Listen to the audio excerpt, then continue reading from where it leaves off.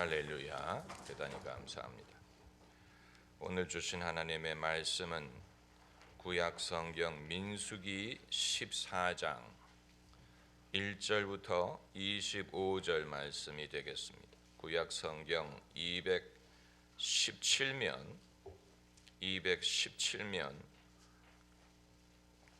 민수기 14장 1절부터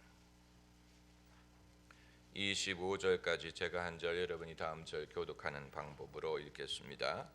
온 회중이 소리를 높여 부르짖으며 밤새도록 백성이 곡하였더라.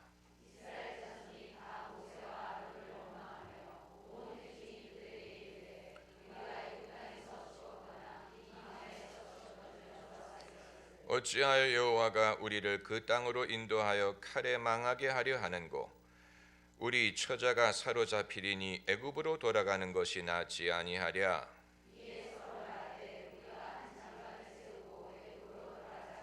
모세와 아론이 이스라엘 자손의 온 회중 앞에서 엎드린지라.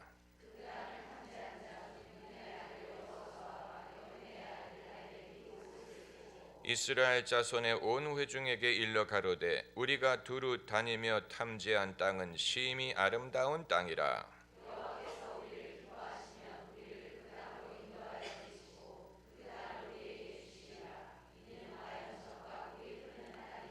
오직 여호와를 거역하지 말라. 또 그 땅 백성을 두려워하지 말라. 그들은 우리 밥이라. 그들의 보호자는 그들에게서 떠났고 여호와는 우리와 함께 하시느니라. 그들을 두려워 말라 하니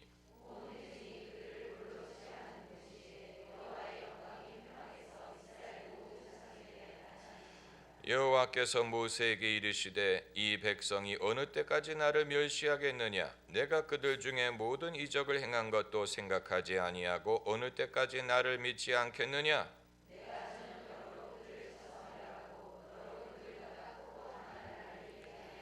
모세가 여호와께 여짜오되 애굽인 중에서 주의 능력으로 이 백성을 인도하여 내셨거늘 그리하시면 그들이 듣고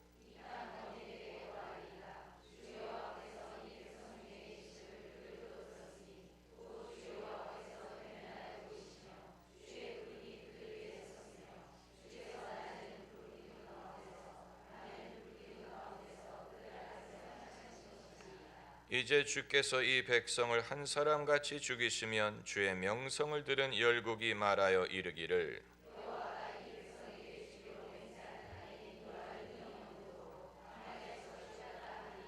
이제 구하옵나니 이미 말씀하신 대로 주의 큰 권능을 나타내옵소서. 이르시기를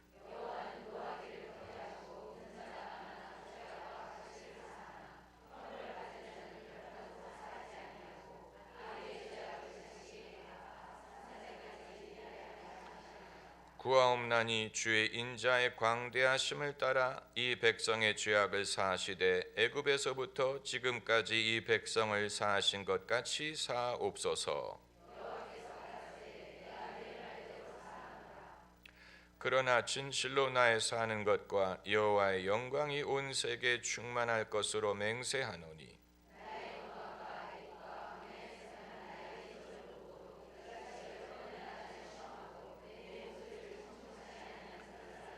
내가 그 조상들에게 맹세한 땅을 결단코 보지 못할 것이요 또 나를 멸시하는 사람은 하나라도 그것을 보지 못하리라.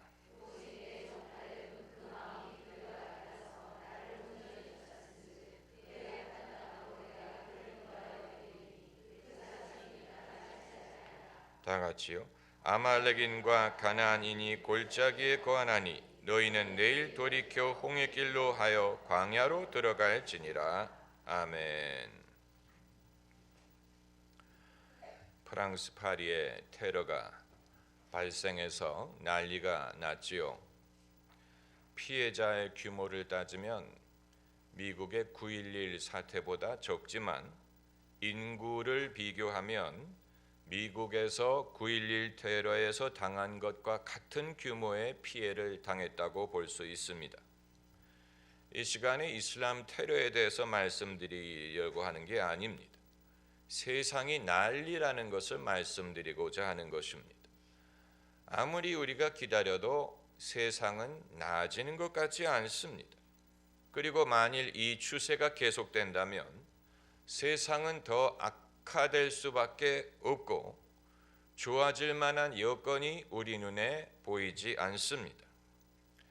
그것이 하나님의 책임이 아니냐라고 묻는 사람은 무엇을 모르는 것입니다.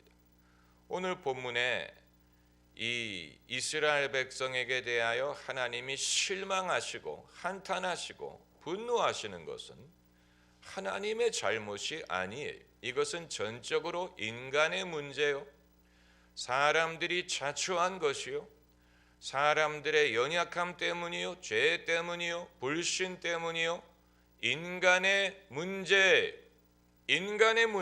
우리를 괴롭히는 대부분의 일들은 자연 환경에서 비롯되는 것도 아니고 또 무슨 운명적인 것도 아니고 우리를 괴롭히는 대다수의 문제는 사람으로 말미암는 것입니다. 그것이 전쟁이든 빈부의 격차든 인종차별이든 사람 간의 불신과 미움이든 또 가정의 파괴든 이 모든 것은 환경에 의한 것도 아니고 운명에 의한 것도 아니고 결국은 사람으로 말미암는 것입니다. 신문과 뉴스를 장식하는 대부분의 불행한 일들은 사람으로 말미암는 것입니다. 그 중에는 자연재앙도 있기는 있어요.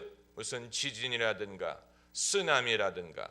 그러나 그런 일들은 어쩌다가 한번 있을 수가 있는 일이지만 매일같이 신문을 장식하는 것은 누가 누구를 죽였다느니, 누가 사기를 쳤다느니, 어떤 사고가 있었다느니, 무슨 테러가 있었다느니, 폭동이 일어났다느니, 서로 정치인들이 싸우고 탈당을 했다느니. 사실 우리나라의 뉴스는 거의 대부분을 정치적인 데 초점을 맞추고 있기 때문에 거기에 대한 관심을 잃어버린 사람은 뉴스를 보려고 하지 않습니다. 왜냐하면 그놈이 그놈이기 때문에. 그 뉴스가 그 뉴스에 그 밥에 그 나물이에요. 새로운 인물이 나타나서 무슨 말을 한다면 모르겠는데 왜 매일 저녁같이 똑같은 사람의 얼굴을 TV에서 봐야 되는지 도대체 알 수가 없어요. 한번 우리나라의 일선에 있는 정치인들 모두를 배에 태워가지고 무인도에 데리고 가고 새로 시작을 하면 뭔가 변화가 있을 수 있을 것입니다. 아니면 그들을 아프리카의 빈국에 증정을 하면 됩니다. 우리가 이 우리나라의 최고 정치인들을 여러분에게 증정하여 여러분의 나라를 섬기게 하겠습니다.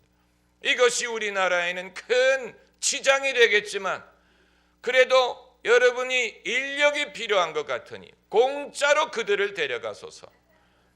그렇게 하면 정말 뭔가 변화가 일어날 수 있겠는데 그게 아니고 늘 그 밥에 그 나물이에요. 그 밥에 그 나물. 왜 항상 똑같은 얼굴을 봐야 되는지 도대체 알 수가 없어요. 그렇기 때문에 사람이 관심을 잃어가는 것이지요. 그런데 이제 하나님이 이스라엘 백성의 위기 상황에 개입을 하실 수밖에 없는 상황이 되었어요. 오늘 본문이 그러한 상황입니다. 그 배경을 말씀드리면 이스라엘 백성이 애굽에서 나온 후에 가나안 땅에 들어가기 전에 가나안 땅을 정탐하기 위하여 12명의 사람들을 들여보내서 40일 동안 가나안 땅을 탐지하고 돌아오게 합니다. 오늘날로 치면 군사 정보를 얻기 위한 스파이를 보내는 것과 비슷하다고 할 수 있습니다. 그런데 그 12명 중에서 10명이 어떠한 결론을 내리냐면 가나안인들은 우리보다도 장대하고 그들의 성은 강대하기 때문에 우리가 도저히 그들을 이길 수 없고 그들 보기에 우리는 메뚜기와 같을 것이다. 그러므로 이 가나안을 우리가 얻을 수 없으니 애굽으로 돌아가자. 아주 엉뚱한 결론을 내린 것입니다.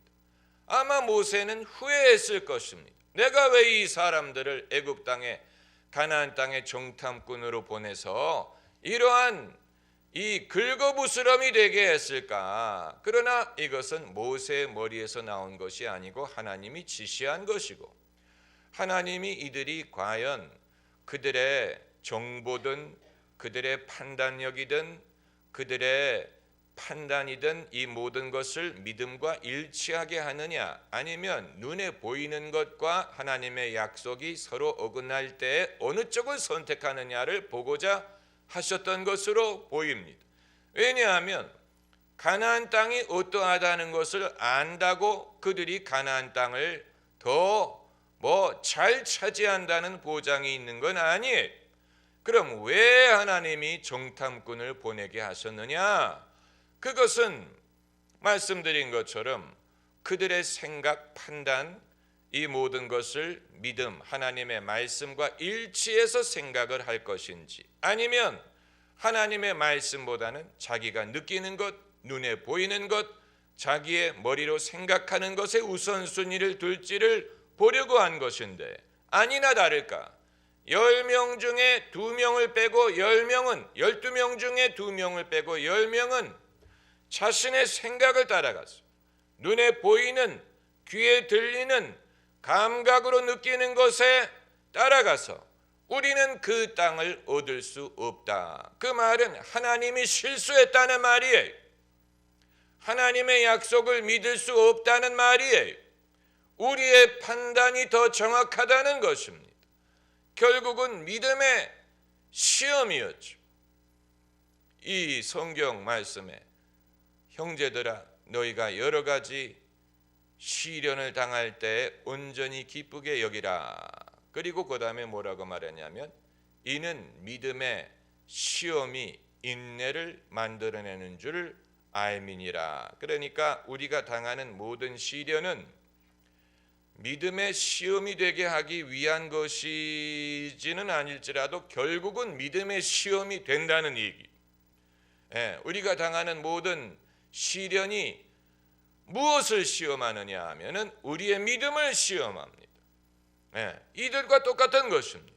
이들은 시련을 당한 것도 아니고 들어가서 본 것뿐인데, 들어가서 보니까 기가 죽는 것, 위축되는 것입니다.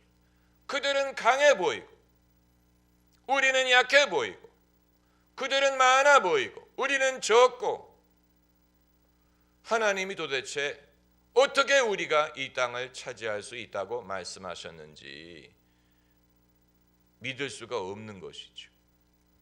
그래서 그들에게 이 어떤 옵션이 있는 것이 아니었기 때문에 무슨 광야에서 살 수 있는 게 아니었어요. 광야는 그야말로 사막이기 때문에 그들에게는 거할 때가 되지 못합니다. 오죽하면 만나를 먹고 지낸 곳입니까? 광야가 얼마나 아무것도 없으면. 그래서 애굽으로 돌아가자.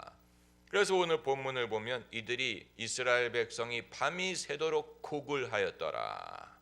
얼마나 그들이 위축이 되고 그러면 심리적으로 완전히 다운이 된 것. 그리고 뭐라고 말했냐면 모세와 아론을 원망했다. 모세와 아론을 원망한다는 말은 하나님을 원망한다는 말이. 왜 하나님이 이들을 통하여 우리에게 가나안 땅에 대한 희망을 갖게 해서 우리가 그들을 믿고 여기까지 나오게 했느냐? 모세와 아론을 원망한다는 말은 결국 하나님을 원망한다는 것입니다. 그런데 모세와 아론은 정말 뭐라고 말할, 대꾸할 거리가 없지요. 어떻게 하겠습니까? 무슨 증명을 해 보이겠습니까? 그들이 할 수 있는 것은 하나님의 신실함을 믿으라 그런 말밖에는 할 것이 없지요. 그래서 그들이 백성 앞에 엎드렸다고 했는데, 그때 눈의 아들 여호수아가 자기의 옷을 찢으면서 말하기를, 하나님이 그 땅을 우리에게 주셨으니 그들은 우리의 밥이다. 오로지 12명 중에 여호수아와 갈렙만이 그들과 마음이 달랐다라고 했어요. 오늘 본문에 이 24절에 오직 이 내 종 갈렙은 그 마음이 그들과 달라서, 마음이 달랐다. 마음이 달라야 제대로 믿을 수가 있는 것이죠. 만일 그들과 마음이 같게 되면 여호수아도 그들의 불신을 쫓았을 것인데, 그 옛날 성경에는 영이 달랐다 이렇게 번역한 데도 있습니다. 아무튼 뭔가가 달랐어요. 사람이 뭔가가 달라야 돼. 우리는 똑같기를 요구하는 시대. 뭐 생각하는 것도 똑같고 취향도 똑같고. 그러나 앞서기를 원하면 뭔가가 달라야 돼. 남들과 생각하는 게 달라야 돼. 느끼는 게 좀 달라야 돼. 그러지 않으면 남들과 똑같아. 갈렙이 생각이든 느끼는 것이 남들과 똑같았다면 남들의 불신을 쫓았을 것입니다.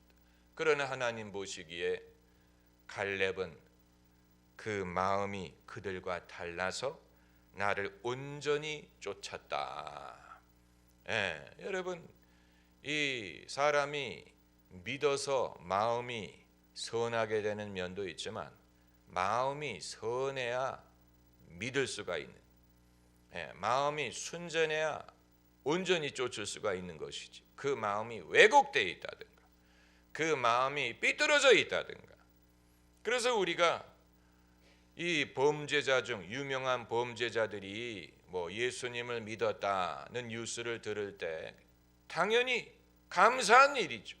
그러나 그들이 예수님을 믿은 다음에도 자꾸 범죄를 저지르고 감옥으로 돌아가고, 왜 이런 일이 반복될까? 그 오랜 범죄자의 생활 속에 그들의 마음이 삐뚤어지고 마음이 어두워지고 이 옳은 생각, 옳은 판단이 익숙하지 않다 보니까 예수님을 믿어 구원을 받기는 했지만, 그러나 바른 길을 사는 것은 익숙하지가 않은 것입니다. 어떻게 해야 되는지 모르고 그럴 역량이 없고 그럴 의지가 별로 없어요. 이것이 왜 사람이 어렸을 때부터 바른 생각과 바른 삶을 사는 것이 필요하냐 하는 것을 보여주는 것입니다. 우리가 하나님의 은혜를 믿지만 바울처럼 교회를 핍박하던 자도 주님이 얼마든지 부르실 수 있음을 믿어요. 주님이 못 고칠 병이 없고 사지 못할 죄가 없음을 믿어요. 그러나 그럼에도 불구하고 사람이 세상의 악한 것과 추한 것과 이 왜곡된 것에 너무 오랫동안 노출이 되고 거기에 적응을 하다 보면 예수님을 믿은 후에도 그의 감정이든 취향이든 그의 생각하는 것이든 습관이든 이런 것들이 바로 되기가 너무 힘들기 때문에, 왜냐하면 그렇게 하다 보면 지금까지 살아왔던 모든 방법, 지금까지 지냈던 친구, 지금까지의 습관, 이런 것을 다 지워버려야 되는데, 그렇게 하기에는 마치 자신의 인간됨을 다 지워버리는 것과 같은 남는 것이 없는 상태가 될 수도 있는 것입니다. 남는 것이 별로 없는 것, 평생 그렇게 살아왔기 때문에 그것을 지금 다 지워버리게 된다면 나라는 존재에는 남는 것이 없게 되는, 그것은 누가 감당하려고 하겠습니까? 그렇잖아요.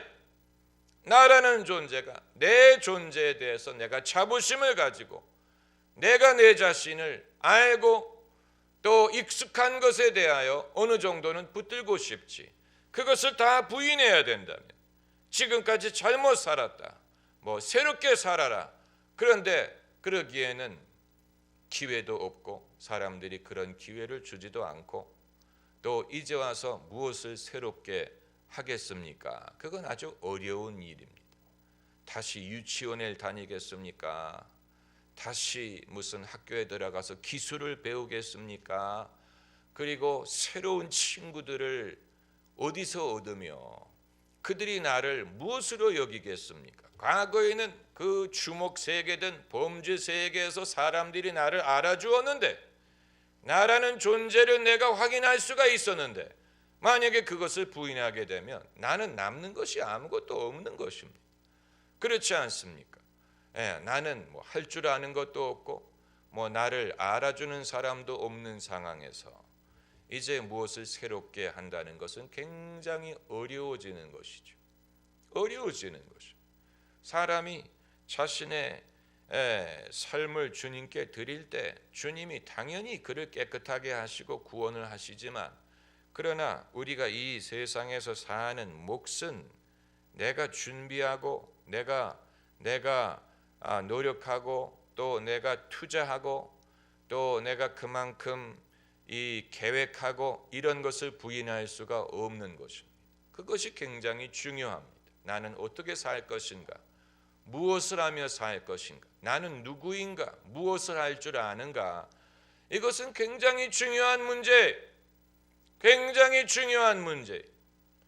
아마 그런 고민을 많이 하는 사람들이 젊은이들이 고민을 하죠. 왜냐하면 그것을 이제 발견해야 되는 시점에 있기 때문에. 그러나 여성들도 그런 고민을 많이 할 것이라고 봅니다. 왜냐하면 학교 다닐 때는 공부만 하면 됐는데 결혼을 하고 애를 낳고 학교에서 공부한 건 별로 쓸모가 없는. 학교에서 그렇게 열심히 공부를 했는데 별로 쓸모가 없어. 학교에서 무슨 수학을 공부하고 무슨 물리학을 공부한 것이 별로 도움이 안 되고 그때 내가 습득했던 기술이 별로 도움이 안 돼. 그리고 내가 지금 가는 길은 뭐 엄마가 되는 것이라든가 아내가 되는 것이라든가 며느리가 되는 것이라든가 이런 것은 학교에서 가르쳐주지 않은 것입니다. 그렇지 않습니까? 그렇기 때문에 그럼 나는 누구고 나는 어디에서 만족을 얻고 나의 인생의 보람은 어디에 있는가를 고민할 수밖에 없는. 과거에는 학교 다닐 때는 어떤 학점을 통해서라든가 성취를 통해서 그것을 얻을 수가 있었는데 이제 그것은 나와 상관없는 것이 돼버리고 이제는 엄마요, 아내요, 며느리요, 무슨 그 반상의 멤버요, 뭐 이런 식으로 삶이 진행이 되다 보니까 그럼 나는 이제는 무엇을 성취하고 어디에서 내 그 보람을 얻을 수 있을 것이냐 큰 고민이 되는. 그 남편도 그건 말해줄 수가 없어요. 남편에게 물어본들 그걸 왜 이제 물어보냐? 시집 오기 전에 물어볼 그때는 자신만만하더니 왜 이제 와서는 그런 고민을 하느냐? 남자는 이해를 할 수가 없지. 남자가 어떻게 이해하겠습니까? 행복하게 해주겠다고 사기를 쳐가지고 데리고 왔는데 이제 와서 뭐라고 말하겠습니까? 당신은 나의 아내가 되는 것만으로 충분히 보람이 있다고 말하겠습니까? 어떤 남편이 그런 말을 하겠습니까? 당신은 내 아내가 된 것만으로 큰 영광이고 그것만으로 당신은 얼마든지 행복할 수 있어. 도대체 누가 그런 말을 해줄 수가 있습니까? 그러니까 남편도 도와줄 수가 없는 거죠. 그러니까 우리가 공부를 많이 하고 많이 배우는 것 같은데 우리가 배우는 그 많은 것이 인생의 중요한 것에 대한 해답을 주지 못해. 우리가 배운 그 많은 것이 별로 도움이 되지 않아. 코스를 배우면서 열심히 필기했는데 그게 하나도 도움이 안 돼. 정말 인생의 중요한 문제에 있어서는 다시 배워야 됩니다. 근데 다시 배우는 과정에서 그것을 잘하는 사람이 있고 오랫동안 고민하고 회의를 느끼는 사람도 있을 수가 있겠죠. 그러니까 사람은 적응력, 또 버릴 것을 빨리 버릴 수 있는 능력, 적응력이죠. 그리고 이제 온유함의 일부이죠. 이전에는 내가 이런 데에서 만족을 얻었지만 이제 나에게 주어진 것이 이것이기 때문에 이것으로 내가 만족하고 여기에서 내가 의미를 찾으면 된다. 그게 온유함이죠. 내가 지금까지 생각했던 것과는 다르지만 그러나 그걸 자신에게 주어진 것으로 받아들여야 되는 것이죠. 이것이 나의 갈 길이고 이것이 나에게 만족하고 또 적정하고 공평하다. 나만 이런 것이 아니고 이것은 인간으로서, 여성으로서, 뭐 엄마로서, 또 그리스도인으로서 이것이 하나님이 나에게 열어주신 길이다. 내가 얼마든지 여기에서 의미와 보람과 여기에 행복할 만한 이유를 찾을 수 있다. 그걸 빨리 결정할수록 자신의 갈 길을 더 담대하게 갈 수가 있는 것. 제가 여자가 돼보지 않아서 저도 잘 모르겠는데 그걸로 만족하지 않고 늘 뭔가 더 얻어야 되고 더 자신에 대한 그 확인을 하려는 사람들도 아마 있을 것입니다. 간접으로 자녀를 통해서라든가 자녀의 어떤 성취를 통해서 자신의 어떤 그런 그 만족을 얻으려는 사람도 있을 것이고, 그리고 결코 만족하지 못해서 스스로 불행하다고 생각하고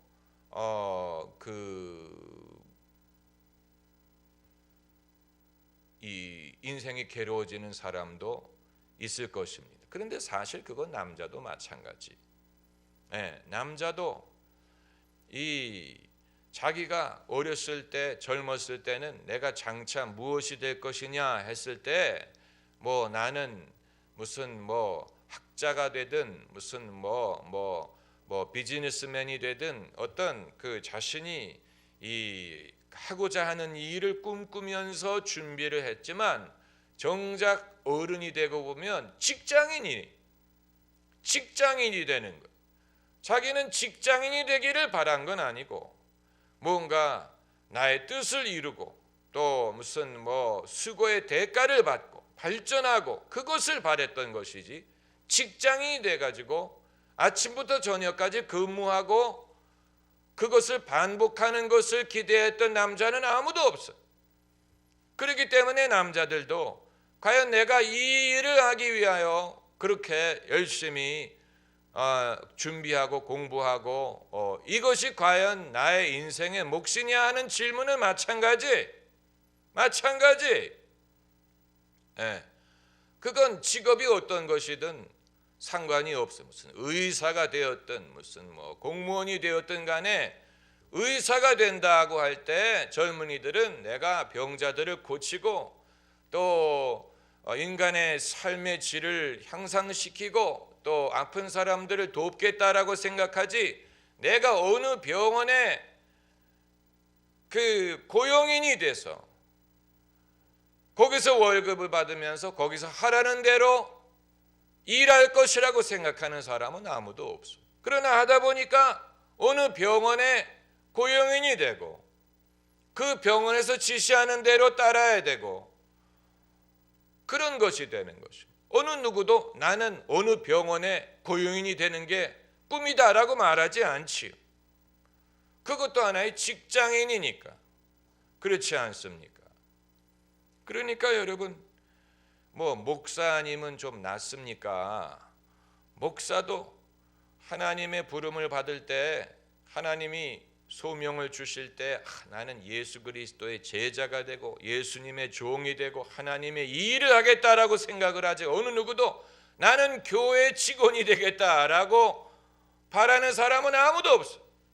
나는 교회 직원이 돼서 뭐 새벽같이 출근을 하고 새벽 기도 인도하고 그리고 교회 청소하고 그리고 집에 와서 아침을 먹고 다시 출근을 해가지고 신방을 뭐 5군데 신방을 하고 그리고 나는 그게 내 인생의 목적이다 라고 생각하는 사람은 아무도 없어요. 그러나 하다 보니까 목회라는 것은 그저 어떤 추상적인 하나님의 나라만을 위해서 일하는 게 아니고 뭐 교인을 데리고 와야 되고 교인을 잃으면 안 되고 교인이 만약에 다른 교회로 갔다, 사실 하나님의 입장에서는 그게 아무 손해도 아니에요. 이 교회에서 저 교회로 옮긴 하나님에게는 하나도 손실이 아니지만 목사에게는 큰 손실이. 그게 괴리 현상이 일어나는 거예요. 이상하다. 내가 하나님의 종인데 그래서 뭐 교인이 다른 교회로 옮겨갔다. 뭐 거기서 신앙생활 잘하면 되지요. 만약에 부목사가 그렇게 대답했다가는 야 이놈아, 그럼 너는 월급은 누가 주냐? 이런 질문을 할 수밖에 없습니다. 그렇잖아요. 그런 식으로 생각하면 너는 왜 여기 와서 일하냐? 이 현실적인 문제에 부딪히는, 현실적인 문제를 외면하고 나는 그냥 하나님의 종이기 때문에 뭐 상관없다, 할렐루야다, 그렇게 생각할 수가 없는 하나의 직장이 되는 거예요. 교회도 직장이 되고 출근을 해야 되고 인정을 받아야 되고 사람들이 좋아해야 되고 사람들이 계속 와야 되고 사람들이 계속 헌금을 내야 되고 목사에게는 사실 예배 시간에 헌금 시간이 제일 중요한 시간이에요. 실질적으로 헌금 시간에 제일 긴장을 하고 성도들의 눈치를 봐야 돼. 성도들이 오늘 후하게 헌금을 할 분위기인지 아닌지. 그러나 어떤 목사도 자존심이 있기 때문에 그렇게 하려고 하지 않습니다. 뭐 내면 내고 안 내면 안 내고 주님이 은혜 주시는 대로 눈을 다른 데로 돌리고 있지만 사실은 그때의 사람들을 지켜봐야 돼. 성도들이 오늘 헌금을 많이 하나, 정성껏 하나. 왜냐하면 그래야 교회가 지탱이 되니까. 그러나 누가 그렇게 합니까? 그러니까 이런 우리의 이상과 현실의 차이가 없는 사람은 아무도 없다는, 아무도 없어요. 아무도 없어요. 그런데 그래서 오늘 본문을 보면 하나님이 모세를 격려하시는 게 아니고 누가 누구를 격려하느냐, 모세가 하나님을 격려하는 것처럼 보인, 격려라는 말이 어폐가 있지만 다른 말을 찾을 수가 없어요. 하나님은 화가 나서 내가 전염병으로 이 백성들을 다 멸하고 너를 통하여 더 강하고 더 많은 민족을 이루리라. 아예 하나님은 신물이 나서 이들을 완전히 멸하겠다라고 작정을 하셨는데 모세가 하나님에게 뭐라고 말씀을 드리냐면, 만일 그렇게 하시면 애굽 백성들이 뭐라고 말하겠습니까? 여호와 하나님이 이 백성을 애굽에서 인도하여 낸 후에 가나안 땅에 들어가게 할 능이 없어서 광야에서 죽게 했다고 할 게 아닙니까? 그리고 애굽 사람들이 가나안 백성도 지금 우리를 지켜보고 있는데 만약에 주님이 우리를 여기서 멸하게 하시면 애굽인들이 가나안인들에게 말해서, 오늘 본문에 여기에 말하고 그 말씀을 하고 있습니다. 이 15절에 이제 주께서 이 백성을 한 사람같이 죽이시면 주의 명성을 들은 열국이 말하여 이르기를. 이것의 열국이란 말은 모든 나라들이, 이방 나라들이 지금 지켜보고 있다는 거예요. 우리를 지켜보고 있어요. 어떻게 되는지 지켜보고 있는데 만일 가나안 땅에 들어가지 못하고 여기서 멸망하면 그들이 뭐라고 말할 것이냐. 16절에 여호와가 이 백성에게 주기로 맹세한 땅에 인도한 능이 없는 거로 광야에서 죽였다 하리라. 다시 말하면 하나님의 영광이 가리게 될 것이다 라는 말. 사람이 하나님을 설득할 수 있느냐 하는 그 문제가 발생을 하는데, 성경에 하나님을 설득한 사람들이 몇 명 등장합니다. 아브라함이 소돔성에 대하여 하나님을 설득하려고 했어요. 또 솔로몬도 하나님 설득 비슷하게 했습니다. 여기에서 백성들이 기도하면 하나님이 들어주시고 여기서 뭐 죄를 회개하면 용서해 주시고 이런 식으로.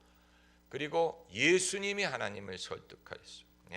예수께서 나를 믿는 자를 나와 함께 있게 하소서, 이런 식으로 그들에게 생명을 주소, 그들을 지켜주소서. 그리고 모세가 하나님을 설득했어요. 하나님 그렇게 하시면 결국 이 모든 이방인들이 지켜보고 있는데 하나님이 능력이 없다, 하나님이 시작한 것을 못 끝낸다고 말하게 될 것이 아닙니까? 그 말을 하는 거예요. 그래서 20절에 여호와께서 가라사대 내가 내 말대로 사노라. 하나님이 모세의 말을 들으셨습니다. 이제 이것이 신학적인 해석을 필요로 합니다. 아마 여러분이 나도 그럼 가서 하나님을 설득해야지 라고 생각하신다면 교만이 됩니다. 사람이 하나님을 그렇게 설득할 필요도 없고 설득할 수도 없어요. 그럼에도 불구하고 모세는 어떤 쪽으로 하나님께 간구를 했느냐면, 하나님 맞아요, 그들은 죽어도 싸요, 주님 말씀대로 그들을 멸하세요, 이렇게 하나님을 구한 게 아니고 긍휼과 자비를 베푸시는 쪽으로 구했어요. 성경에서 하나님을 설득하려고 했던 사람들은 모두 그런 방식으로 기도했어요. 아브라함도 소돔성에 의인 10명이 있으면 그들을 사해달라. 또 솔로몬도 이들이 이 성전에서 하나님께 구하면 그들을 사해달라. 예수님도 사람들은 멸해달라고, 심판해달라고 구한 게 아니고 그들을 용서하시고 그들을 지켜달라. 마찬가지, 이 백성들 망해도 쌉니다, 심판하소서 이렇게 한 게 아니고 그들을 사해달라, 용서해달라, 긍휼을 베풀어달라, 이런 식으로 구했습니다. 여러분, 이것이 우리가 하나님께 하나님을 설득해야 할 방법, 우리가 항상 하나님께 구할 때 그런 식으로 구하는 것이 옳습니다. 예수님도 그렇게 말씀하셨죠. 너희 원수를 저주하지 말고 그들을 축복하고 그들을 위하여 기도하라고 하셨어요. 이 원리를 따른 것입니다. 왜냐하면 그렇게 해야 하나님의 영광이 드러나기 때문에. 여러분, 악인이 멸망하는 것은 하나님에게 영광이 되지, 하나님이 기뻐하지 않아. 하나님이 인간을 만들어 놓고 그들을 인도하지 못해서 지옥에 갔다, 그 하나님의 영광이 되지 않아. 그럼 왜 만들었느냐? 차라리 안 만들지. 왜 태어나게 한 후에 지옥 보내느냐 하는 문제가 발생하는. 그럴 바에야 차라리 안 만들면 지옥에라도 안 가지. 하나님이 태어나게 해놓고 인도 못해가지고 그들이 멸망했다, 하나님이 기뻐하지 않고 하나님에게 영광이 되지 않아요. 그렇다고 하나님이 모든 사람을 구원한다는 얘기는 아니에요.